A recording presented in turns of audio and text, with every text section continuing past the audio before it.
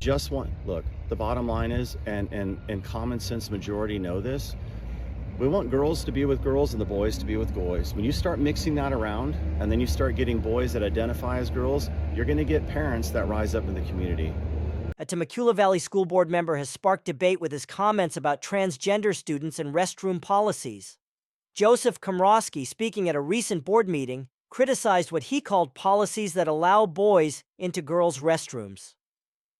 Komrosky stated his position clearly, saying, "We want girls to be with girls and the boys to be with boys." He expressed concerns about students who identify as a different gender, warning that such policies would lead to parent opposition. Vote no on this reckless policy. Religion's exemptions already exist, and as a gentleman said earlier, that's discrimination.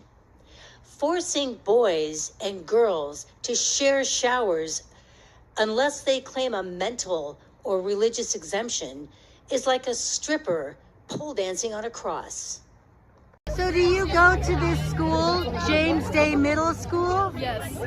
And how do you feel about boys going into your locker rooms? I feel disrespected, thinking that personally, like, we're biological females and any guy can just say he's a female and get into the locker room, and you never know what can happen.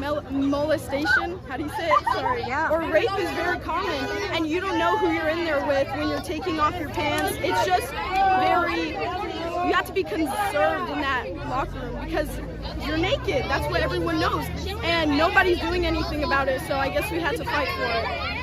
Thank you.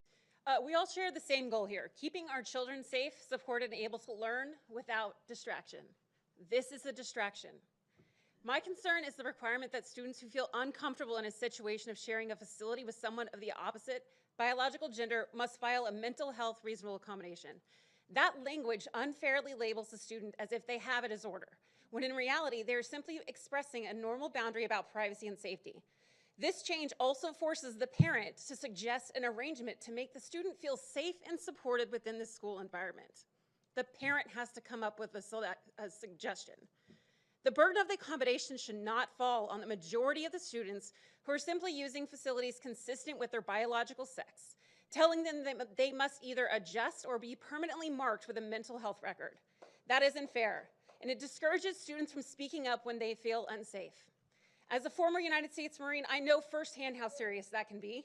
If I carried a mental health accommodation as a young person, it could have disqualified me from serving. We should not risk closing doors for students into the future simply because they express a normal, healthy boundary today. Policies like this can also create unnecessary vulnerabilities and increase risk, situations that could have easily been prevented with a balanced approach.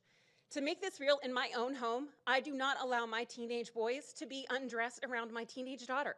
That's not because of judgment, it's because about healthy boundaries, modesty, and safety.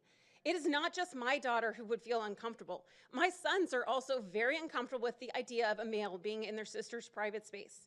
All three of my children feel strongly about these boundaries, and I believe the school should respect them as well. A more balanced approach would be the student requesting access to a different facility or be offered a private or single-use option under their own accommodation request. That way their needs are met, the law is upheld, all without stigmatizing other students or forcing them into